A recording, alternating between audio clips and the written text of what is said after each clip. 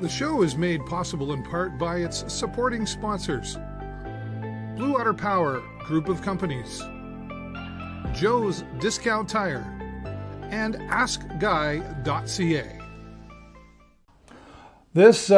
Well, I'm always looking forward to who I'm going to talk to, and you never know who you're going to get introduced to. And maybe somebody you've known a long time, but you didn't really know they were doing something. PJ Wilson, thanks so much for having me in your home. You're very, very welcome. I know it took a little convincing and arm twisting. Yes, I'm not one for the limelight. I really am not. The only reason I actually went public with my site was because a lot of people whose animals or pets are missing did not have my phone number. Yeah, right. So I would either get calls or texts from maybe somebody from the Humane Society or somebody else that knew me, like my good friend Maria Bucci, who is one of the admins on the Lost and Found site, or Kristen Graves, who is also admin on the other Lost and Found site. They will text me and let me know. I am not one to follow the Lost and Found sites. Right, I hear you. I have a So what is your life. Site? Tell everybody what we're talking about. My site is called the Sarnia-Lambton Pet Search Secure. Right. So when people are having, their cat has gone missing or their dog has gone missing, they will contact me, and through knowledge, science, intuition, a whole bunch of things all wrapped up in one, I go after that pet knowing everything about that pet. Because the first thing you have to do is to profile that pet. Okay. I have to know, is that pet a nervous Nelly? I have to know, is that pet just bold as brass and will go up, up to anyone? I have to know what happened when that pet went missing, so that I know, is that pet deathly afraid now? Or is that pet kind of went, oh, I am not unaltered, and now I smell somebody 3 miles away because the wind's blowing the right direction, and I'm going to go see them. It's very. Are you? And I don't mean this. I'm a pet detective. Are you a pet detective or whisperer? I am not a whisperer. No? I am not a rescue. I have secured many dogs by hand because I do know, what I'm doing. How did you get started? When was the first time? Do you remember your first time, so to speak?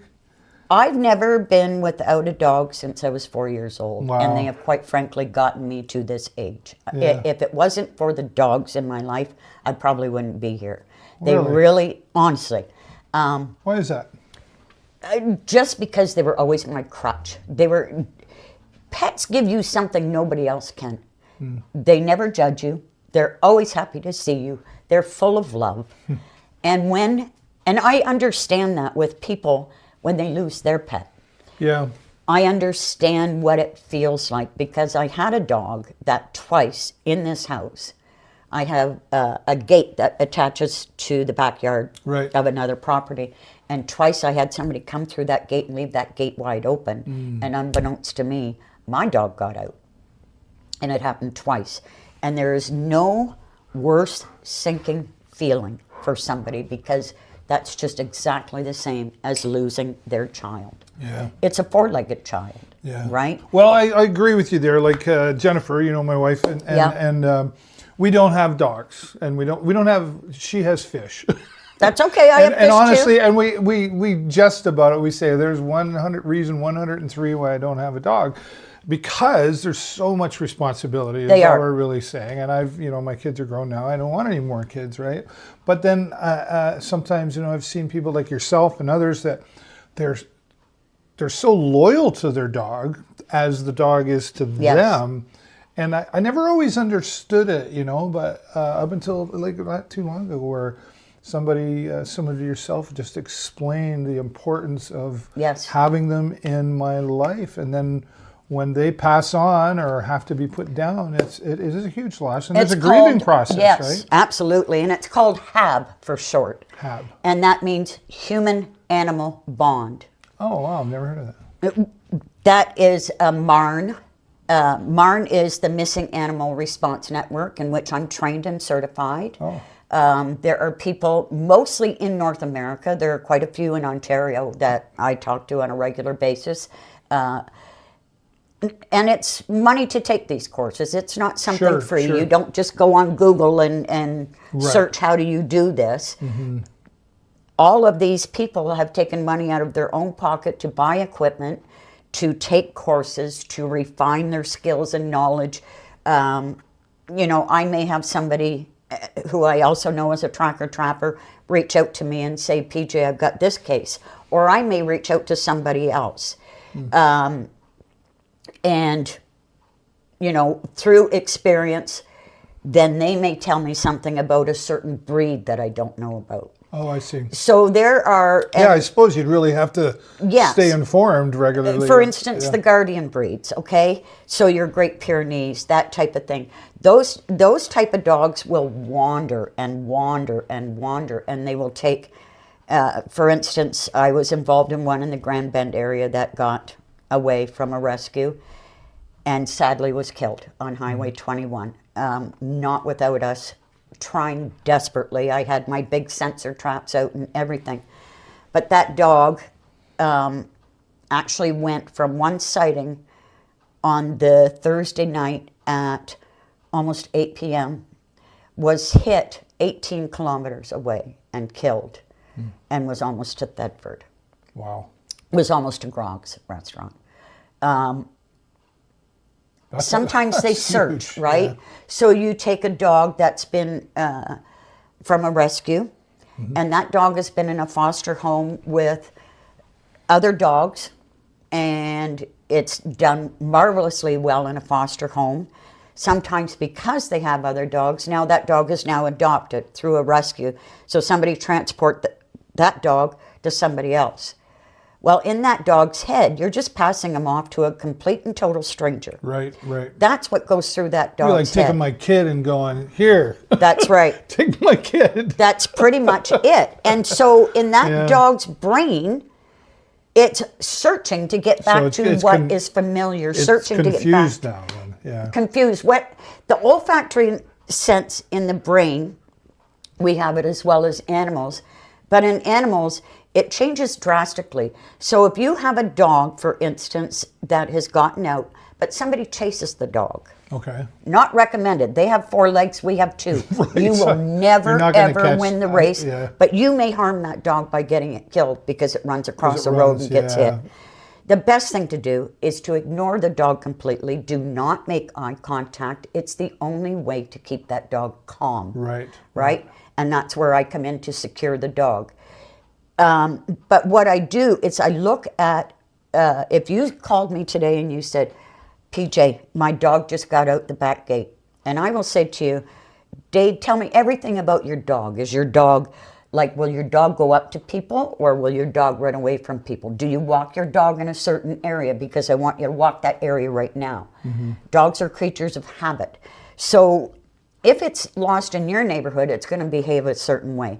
If it's a rescue lost in an area that it doesn't even know. Like a cornfield. I remember you reached out to me one time asking Yes. for help with the drone. And Yes. I did cornfield. actually 9 days afterwards trap that dog. Is that right? Yes. Good for you. And that was thankfully because I knew where I wanted the big neon posters. The number one way to get your pet back is to get those neon posters out right away and to get flyers in mailboxes around your neighborhood so your neighbors are totally aware to watch security cameras, everything else. So when you profile a dog or a cat, you ask the owner of the pet, what did it come from, what type of background, what type of personality, all of that. You gather all of that information. So it's like an interview process, I suppose. It is. Right? So we were talking about profiling a pet. So the same thing goes for cats. And I often see people and they take something out of Google or whatever and they post this on, and this is how you get your cat back. It 100% depends on the personality of your cat. Yeah. 100%. Yeah. So you can say that, scream around the block or shake your treats. Never, ever, ever put out a litter box. And you can tell people to do all of this stuff. But it all goes back to depending on the personality of the cat and how that happened that cat got away. Wow. So you're dealing with the personality of the animals, but I suspect you're dealing with the people as well. You are also. And then do you I mean, not everything ends well. No, it does not. So do you grieve counsel? Do you? I do you grieve deal with the sometimes more than what the owner does. Quite seriously. Really? Why? Quite seriously, because I've had people say to me, "Oh, well, that's nature. Oh, I'll just get another one," or that type of deal, suppose. right? Yeah. And for me, being such an animal lover, like so deep down into my core, that if they don't cry for that pet, I do. Yeah. But I mean, like that. But I mean, you also nurturing deal with the emotions. human emotion, right? Absolutely, positively. Because you spend time with these people too. Yes, I imagine they're 100%. probably calling you and updating you. And yeah. You've how long have you been doing this now? Over 6 years. But when people ask me, I like to tell them, "Oh, since yesterday." Yeah, okay, that works. Yeah. Well, and I asked too because like you just we took a quick break here because you got a call from somebody from far away. Yes. So you've built quite a network then of or you have other pet detectives supporting each other.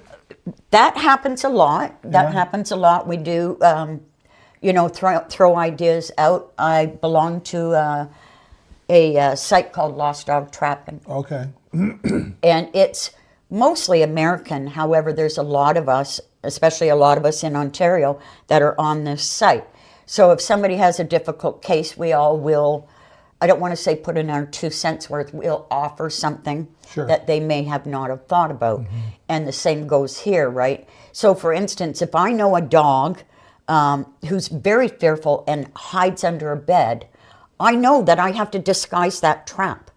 I know that what that dog likes is the security of not being seen. It likes the security of being in a dark space.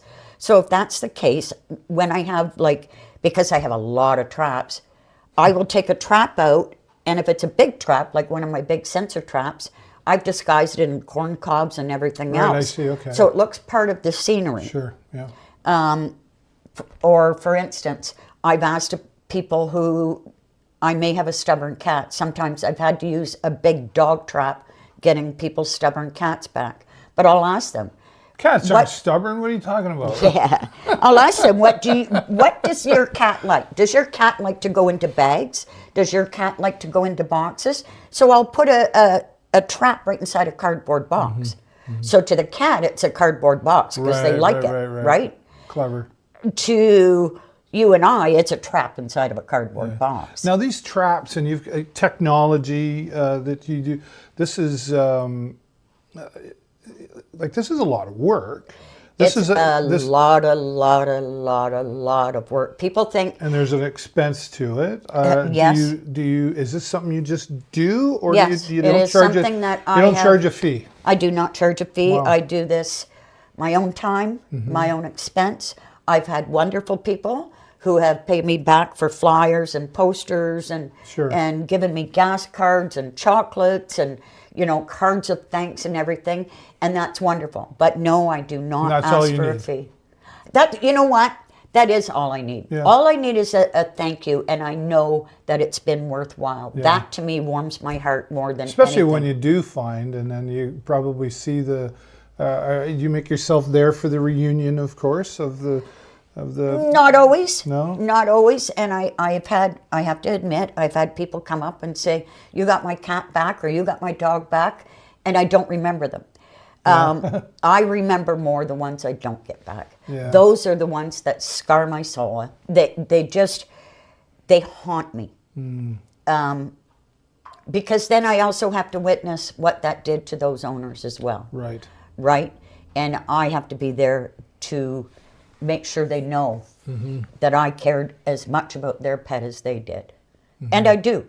I do care. You can tell just by the way you're talking that you're so sincere and passionate about it. And I know you've helped a lot of people. A few people that I know have reached out and said, "Hey, you got to talk. Do you know PJ?" I go, "Oh yeah, PJ." And then our mutual friend Carol, she helped put the pressure on to get the interview. She did, because when she texted me, I said no thanks. She tracked me down. I was at her work, and she was like, "Hey, She's like, no thanks. And I said, well, you let me try and see if I can twist the arm. So I'm grateful that you did. And that's the thing, though, is I think this is important because there are so many people out there that are grateful for you, PJ. And Thank you. To be able to tell your story. There, you know, if you're watching, we're going to put it in the comments how you can find PJ on your Facebook page and website, etc. Yes. So the satisfaction, okay, I get that, you know, pay it forward and it's a love for you and everything. But again, like I'm looking at a trap over here that you said is like about $300, you know, and then you've got bigger traps, etc.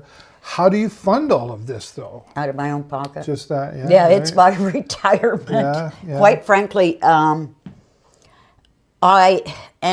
would say most tracker trappers they will not go and get the PV Mart things that people buy to trap a raccoon in their yard or whatever, which, by the way, is illegal. Oh.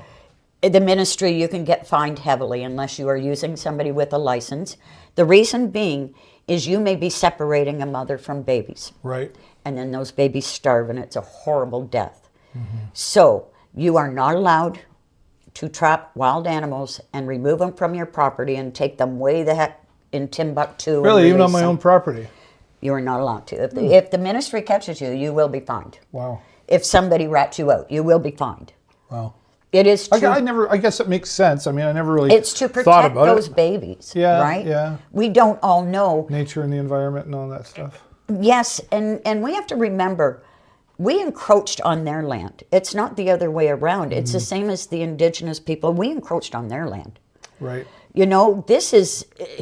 So I get all these comments about coyotes and everything, and you know, we do have an issue, and there are hot spots, and I put on my site what the hot spots were in the city, you know, because I'm not a proponent of indoor-outdoor cats. I am not. I know the dangers out there, and there's a multitude of them, let alone predator strikes. So when I look at the amount of coyotes we have now, I don't blame the coyotes. I don't. We're in their way. We are. Our urban sprawl, and I believe the city at the time when the urban sprawl was starting towards Modeling, they said that they would plant trees for everyone they took down.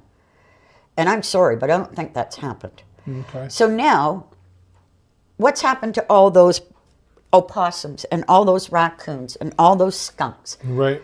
Everything came into town.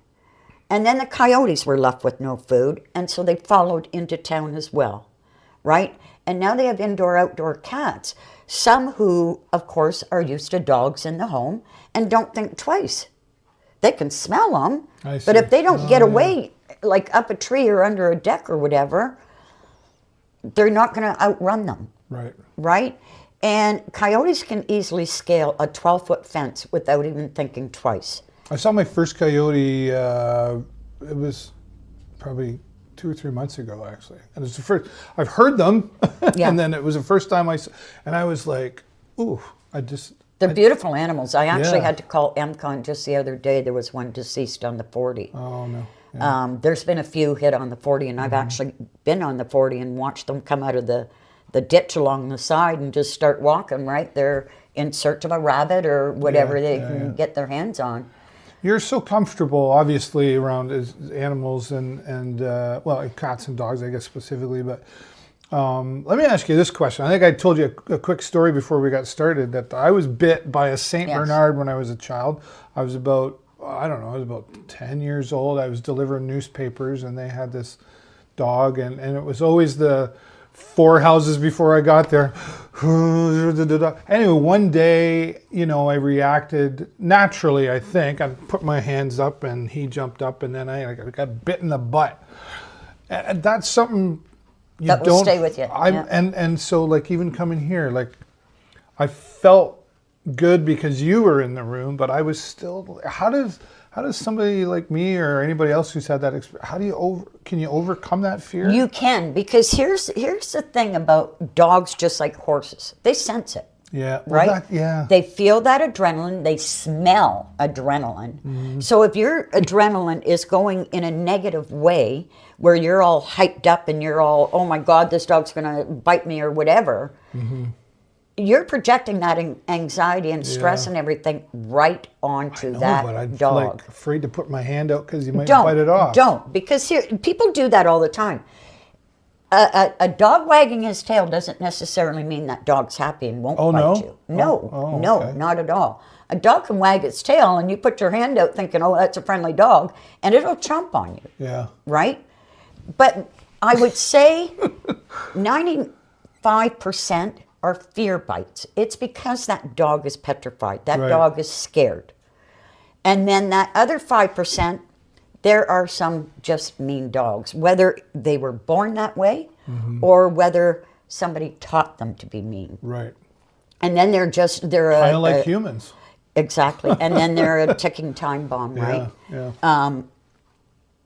And I act accordingly. Have I gone into my great big traps with dogs that I've trapped? Yep. Sometimes you just got to sit there for the longest time, let them decompress, right? Make sure that they know you're no harm whatsoever until you're able to get a couple of leashes to them. And of course, I take them to the Humane Society unless I know they are definitely somebody's pet. Okay. So they know you and see you coming at the Humane Society, do they? Yeah, they know me. Like, here she comes. They don't always want to see me because it's usually right? She's got something in a trap and she's going to bring it in.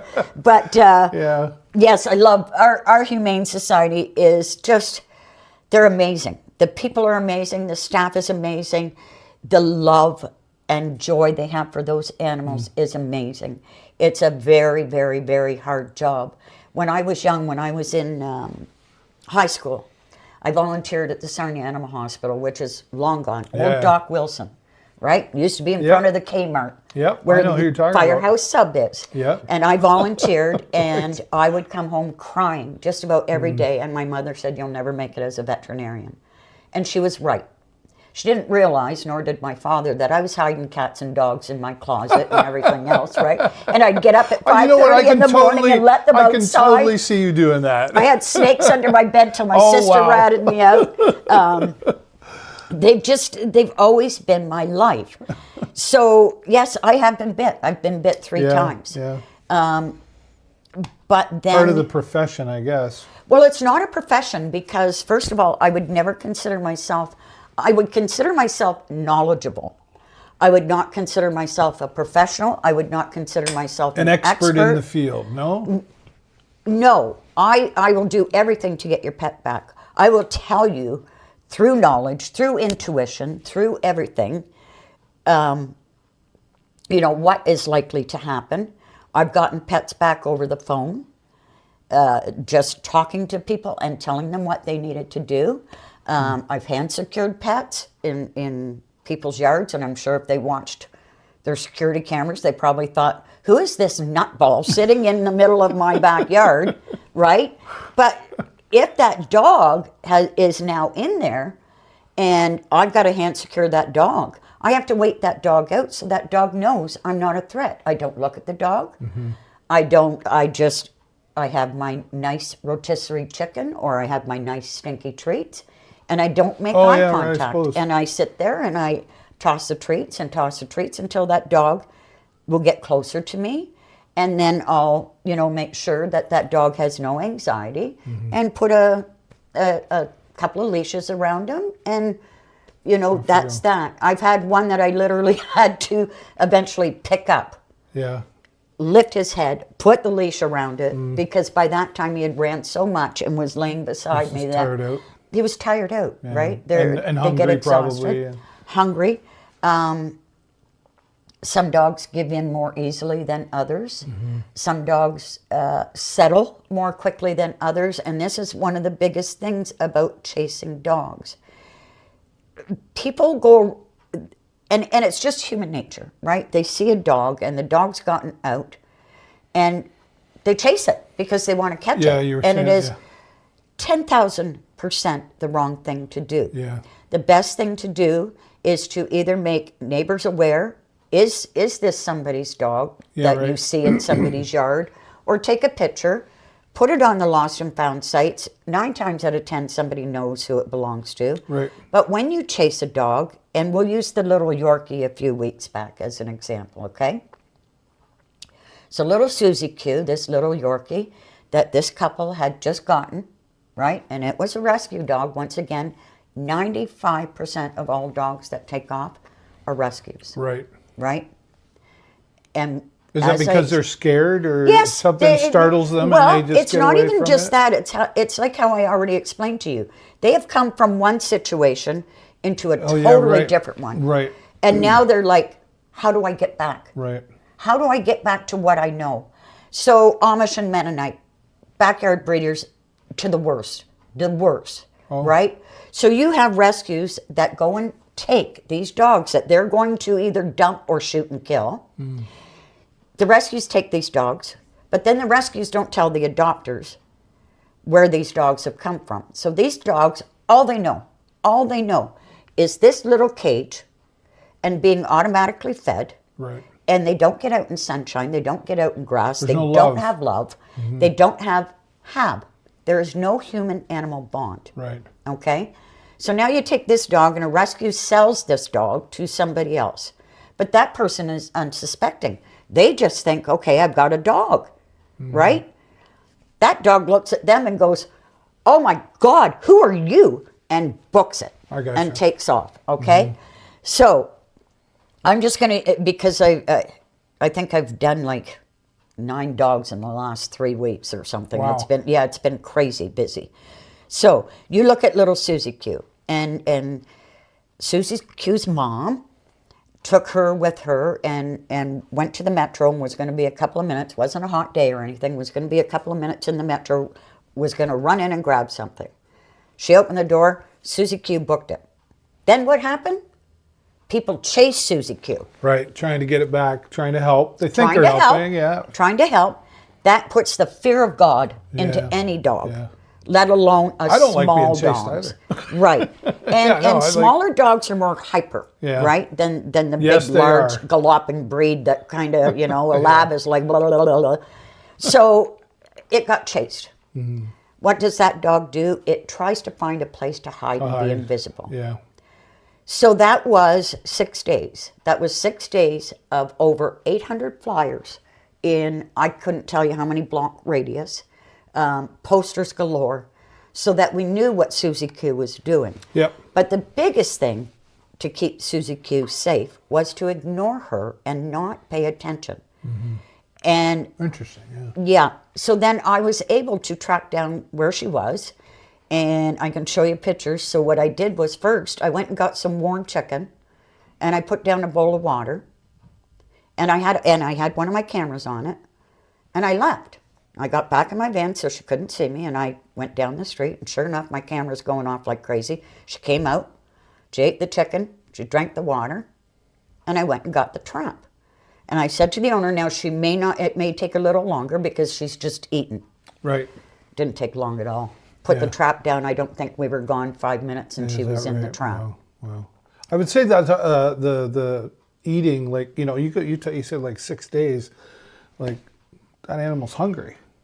Animals will, you've got to remember though, because they're not carnivores, they're omnivores, they eat grass, they eat fruits, they eat. I suppose, So they're looking for food though. They're finding whether it's rabbit poop, they are looking for food. And then a lot of times I'll ask people, when is the garbage night? Because that's a sure sign that a dog, maybe not, could be a cat, has been there because they've torn open the garbage. Gotcha. Right? So that's another way of being a detective and trying to track an animal down. There's so many variables. There's so many things that go into it that people don't understand. And they also don't understand that this just is not as simple as, oh, okay, I'll be right over and I'll put a trap down and then your pet is secured. It doesn't work that way. And it is an awful lot of work. Yeah. An awful lot that people don't see behind the scenes. I had somebody call me an egomaniac the other day. Oh.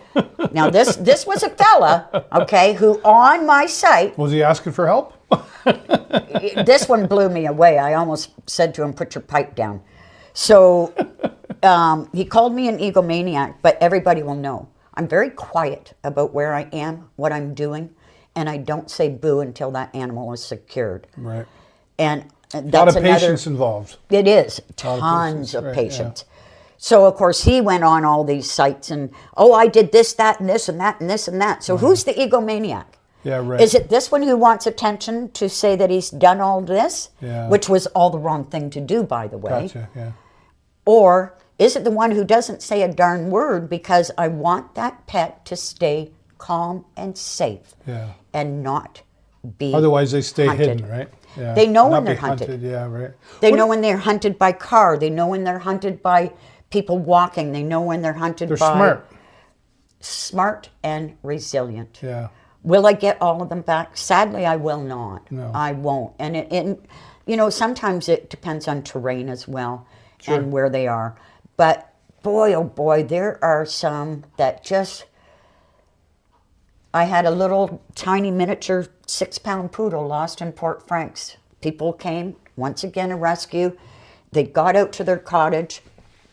And if you've ever been in that Port Franks area where all the cottages are, and it's all woods, and it's all poison ivy. Yep.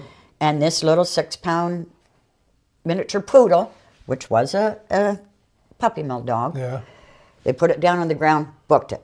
Yeah. Okay, so now I'm 9 days tracking this little gaffer down. Wow. She kept herself safe. I trapped her, and she went home to her parents, but she kept herself safe for 6...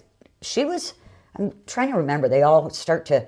She was, I think, 6 days. The little one that was lost out on McGregor was 9 days. Susie Q was 6 days. Anyway, they're so... They just blow me away about what they do to keep themselves safe. Too, right? Yeah. DNA kicks in every time. Yeah. Right? What about law enforcement? Like, like if you're crawling around in backyards or fields, areas that you wouldn't normally see a human. Thankfully. It could be a little suspicious. And I have had police come and when I was... So do you have a relationship with them now? Do they see There you? are police officers that know all about me. Yes, okay, that's there are. And some I've even given my And I my imagine they business card. appreciate you. Yes, and I've actually had calls from them as well. Oh, nice. Yes. So, and there are some OPP officers as well that know what I do. I don't broadcast it. I really don't, because I do have a life as well, right? Yes. I do have other interests. This is not me, although sometimes I can be at it 24/7. Like I said, I've already been to court twice already today. Yeah. I know you said when I was booking this... And I actually have to check my camera because that's one of my cameras going Yeah, off, okay. Actually, we'll take another break here. Okay. I listen to my cameras all night long, I'm going sure. off, I'm like sure. You gotta sleep. nonstop. And then I've got to look and go, okay. And then once again, I'm calling people and saying, wake up. Yeah. You're it's in the trap, whether it's a cat or a dog. Right. PJ's just talking as we're back now. Needed to take a break to check out the notifications that you get on your cameras on your phone. And I was about to say, like, okay, we're going to do it at this time, PJ. And your response was, hopefully. And I'm like, I really need... But that's... And it's great. It worked out. Yes. But that's your commitment level to this, is like... Yes. If you got something at this time, you'd be messaging and saying, sorry, Burrows. Yes, I would have another been. time, And which is the way it should be, for sure. I would have said, like, sorry, Dave, we have to make it another time because... Yeah.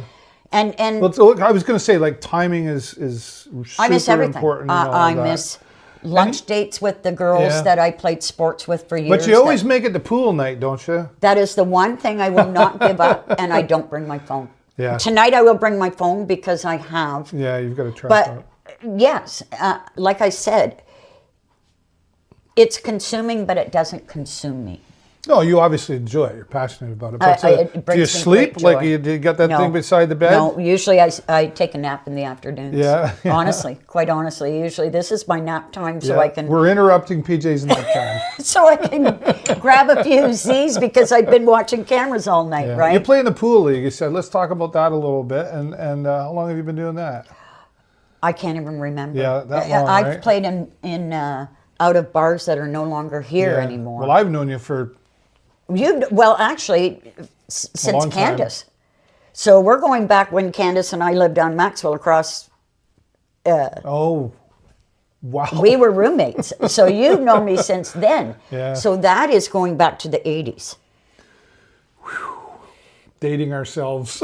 Yeah. And I'm going to say Yeah. early 80s, I believe. Yeah, Early 80s. probably. It's been a long like time. I started working downtown, it was 88, thereabouts. Yeah. Yeah. Wow. So, yeah, it's been a long time. And Are you a good pool player?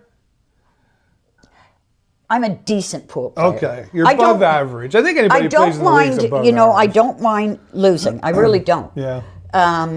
I have played men that have been wonderful and have respect for you, and I've played men that, quite frankly, have not, and then are sore losers. Yeah. Right? Oh, yeah.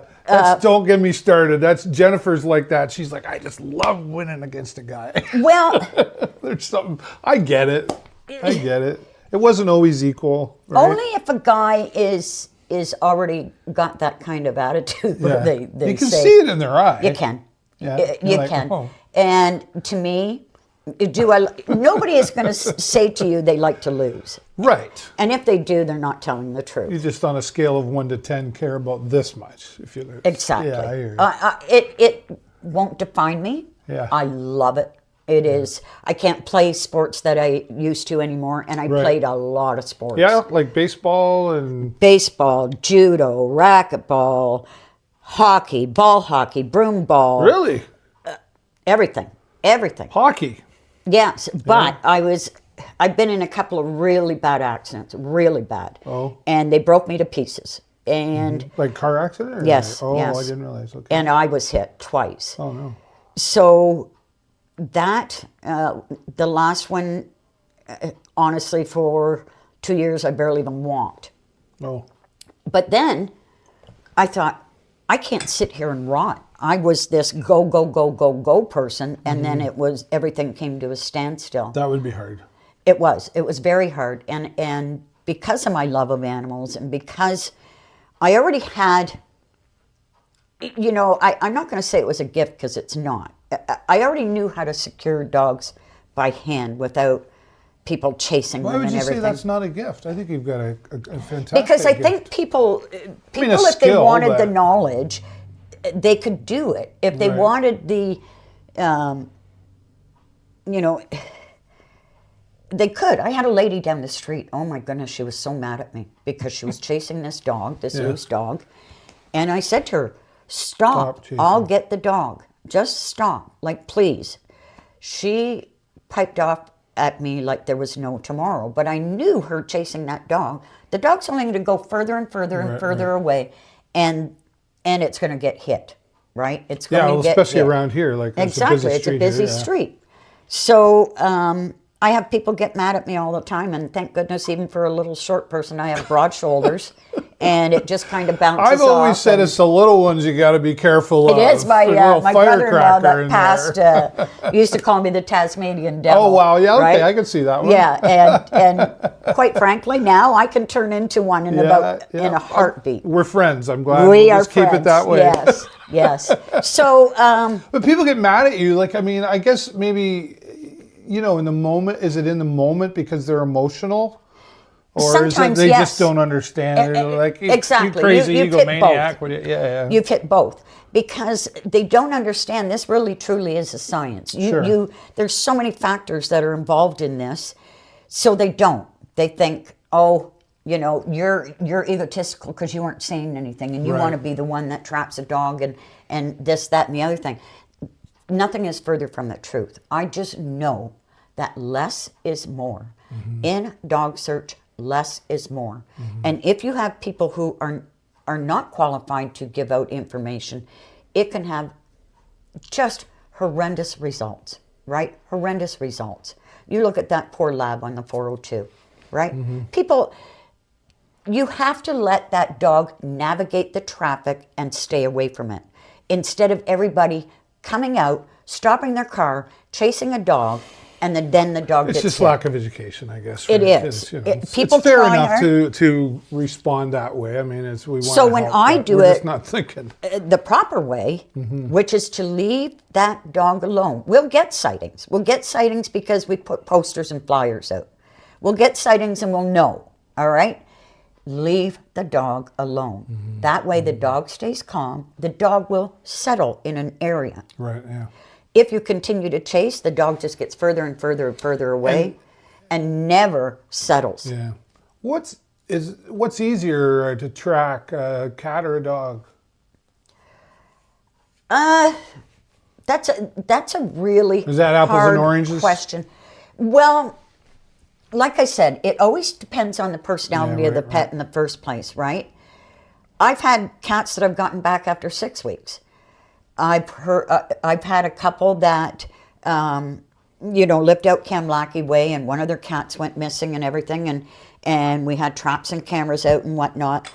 It wasn't a bad area, and I said to them, when we get your cat back, please consider building a catio. And they kind of gave up.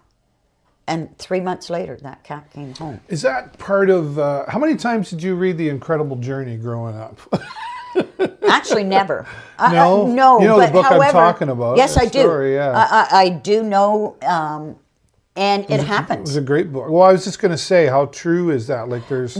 Okay, so they have pets have what's called a homing instinct, and not all of them have it. Yeah, and they had to get along too. Like, you talk about cats and dogs getting along. Yes, right? Like I have a cat. I had a cat that, I've always had cats as well, but this one in particular, she'll be downstairs. 5 years it took me to get her into the house. But during that process of her freaking out, I'd let her out so she still trusted me. Right. And then she would come back. And now she is an indoor cat, right? Nice. So you build up a trust and a relationship. You let them decompose. If you have them in a trap, you don't rush them. Don't go in there all, barnstorming and everything, because that's when they will react and they will bite you. Have you got a movie moment? Like, you found that dog was happy to see you and they come over and lick your face and whatever. Like, is there a movie moment there? I don't think I'd put my face in too many strange dogs. But you know what I mean? Like a happy moment that they're happy to, happy to see you? They know that they've been saved? Yeah, mostly timid, yeah. Yes, there is. There's. Do you record any of that? I don't. Your camera? No? I actually don't. Just for yourself, even. No, I started many years ago. I started journaling every case because I wanted to know what every case taught me. Sure. Right, but then there was way too many missing pets. Right.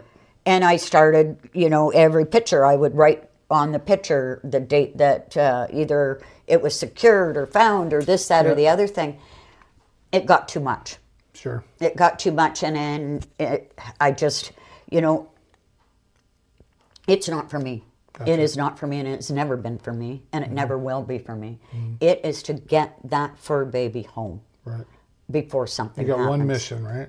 I have one mission. Yeah. If people don't like the way I handle it or treat it, that's okay. Yeah. Like I said, I've got broad shoulders, right? Right. I'm not in here for a popularity contest. Yeah. I'm in here to get your baby home. Yeah. Can people donate to you to help? Can they contribute in some way? I had somebody reach out last week, a total stranger, and said, thank you for what you do. What can I get you? I'm that type of person. I feel very humbled by that, but I also feel very anxious about it, right? Yeah. I chose to do this. I chose to go public. I chose to buy all this equipment and the cameras and everything else and the bait and the scent and so when I look at that, I go, all right, you made that choice. So therefore, you can't rely or depend on anybody, right? It was my choice. Sure. Have people been, I've had some people that have been amazing, and I've had some people that I want to throat punch. Where I have gone to the hassle of all the posters, this, that, and the other thing, and they have not even said thank you. Right. Right? Right. And but you keep going anyway, but I keep going. I just I take all the posters down. Yeah. I've had a woman, who while I was handing out flyers on a missing cat, bunch it up in front of my face. Did I curse at her? I did. I did. I'm not going to lie. I cursed at her. I called her the B word and said, "Oh my goodness! I hope you had enough." Yeah. You can always tell the animal lovers from the ones that have never had a pet and have no connection to, four-legged children. You feel bad for that pet. I didn't say it right to her face. I said it. I feel, okay. As I was walking away, I said it kind of loud enough for her to hear, enough, but not, but somewhat under my breath. You don't have to be like that. No. Somebody is crying. Yeah, you got to feel bad for the pet, but you got to almost feel bad for that person too. That I'm sorry your part life. Part of me. Sorry you're such a bee, but I feel bad that your life sucks. Because you are miserable. Yes. Exactly. Because you're miserable. Because you treat each day as a misery. They're out there. I always tell Jennifer and my son and some people, I say it's just a test. Some people are put here to just test us and how we respond. I think that's a really good analogy. Sometimes it's a major final exam, but you really have to. I'm so glad that I hear your phone going off and stuff. I know you got to do some things, and I am so grateful that Carol, tackled me pretty much, and I was like, send me the info. We played ball together for years and years and years. I'm just so grateful Amazing ball player, you agreed to do this and give me your time. After putting you off. And you're very, very, very welcome. Okay, because it's interesting. One of the things I love about doing this is people I see all the time, I see at Pool League or out and about, and I've known you a long time, never knew this side of you. So this gives me the opportunity to learn more about people. Well, I'll give you my card now before you leave. Yeah, absolutely. Yeah. And she won't say it, but we'll let you know how you can reach out if you need some help, and make a donation if you want. Because that would be that's only fair in my opinion. I know you chose to do this, but I think there's a lot of people out there that are grateful for you, that maybe even haven't said anything, but are grateful for you. I know I'm grateful to know more about you. So again, thanks for what you do. Thanks. So we could keep going, but pet detective got to get into track. Yeah, I have a couple of cases on the go. Cases on the go, right? Yes. So as always, thanks for watching. Click the like and the love button, but the most important one is the share button, so we can share PJ's story and everybody else I have here. But as always, that's all the time I got for you this week. Have a great week and an even better weekend. We'll see you next time right here on the show. Bye for now. Bye. That's it. See, that was easy. All right.